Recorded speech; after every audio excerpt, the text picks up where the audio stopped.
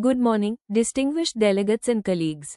Today's session presents a strategic and technically grounded analysis of India's Environmental Impact Assessment Notification 2006, examining its procedural architecture, scientific foundations, and the latest 2025 amendments.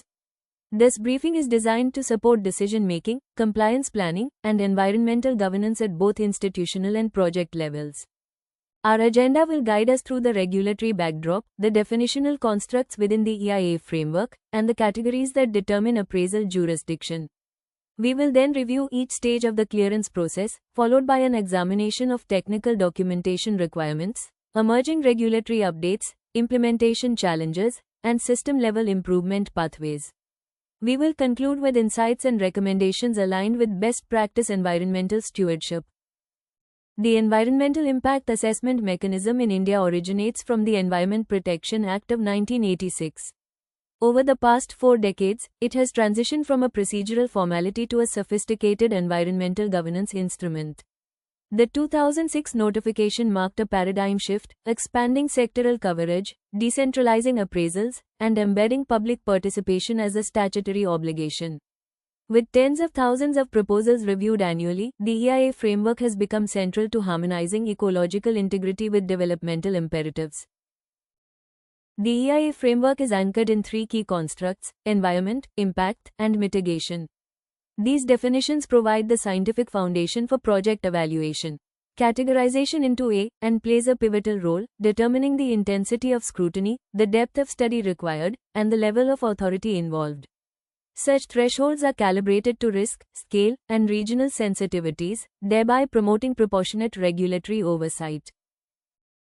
The clearance process begins with screening, an assessment of project relevance and its alignment with statutory triggers.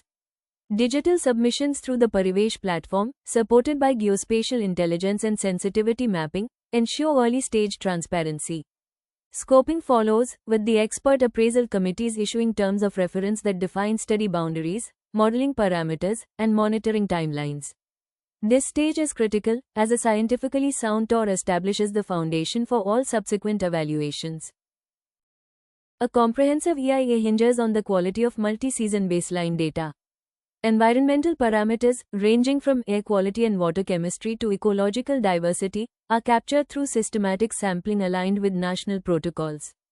Advanced predictive models such as AER-MOD, MODFLOW, and HEC-HMS translate these datasets into measurable forecasts, enabling planners to visualize potential environmental impacts before project execution. Cumulative impact analysis, facilitated by GIS overlays, strengthens regional-level decision-making. The Environmental Management Plan operationalizes mitigation, detailing preventive actions, compliance indicators, and risk preparedness frameworks. Public consultation remains a cornerstone of the 2006 notification, ensuring that local communities, particularly vulnerable groups, contribute to environmental decision-making. The response matrix generated during this phase enhances transparency and reinforces the principles of environmental justice. The appraisal stage synthesizes scientific insight with regulatory prudence. The EAC or SEAC evaluates environmental performance, risk management measures, and alignment with national norms. Field verifications may be commissioned to validate claims. Approvals typically include conditions tied to emission controls, waste management, green cover development, and online continuous environmental monitoring systems. Validity periods range from 5 to 10 years, reflecting the nature and scale of the activity. The EIA report is structured to ensure clarity, accountability, and scientific rigor. It includes the executive summary, detailed project description, baseline assessments, modeling results, alternatives analysis, and a robust EMP. Consultants must operate under accredited systems, such as NABET, and all laboratory analyses follow ISO 17025 protocols.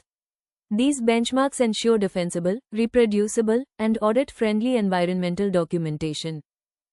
The 2025 amendments signal a decisive shift toward digital transparency, sustainable design mandates, and risk-based regulatory classification.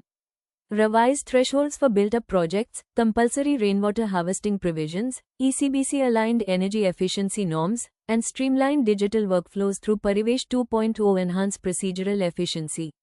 Ongoing deliberations and judicial oversight highlight the dynamic nature of India's environmental regulatory landscape. Despite a mature framework, several operational challenges persist: data inconsistencies, gaps in modeling validation, weak enforcement, and public consultation processes that often lack meaningful engagement. Case studies such as Niamgiri and POSCO illustrate the profound consequences of inadequate socio-cultural and cumulative impact assessments. Hydropower experiences, especially in the Teesta Basin, underscore the need for robust hydrological modeling and biodiversity safeguards. Strengthening the EIA ecosystem requires a multi-pronged strategy: AI-driven predictive modeling, blockchain-enabled compliance tracking, improved stakeholder engagement, and enhanced institutional capacity. The reforms introduced in 2025 lay a strong foundation, but sustained commitment is essential to translate policy into measurable ecological outcomes. Thank you for your attention. I welcome questions and technical discussions on any component of this framework.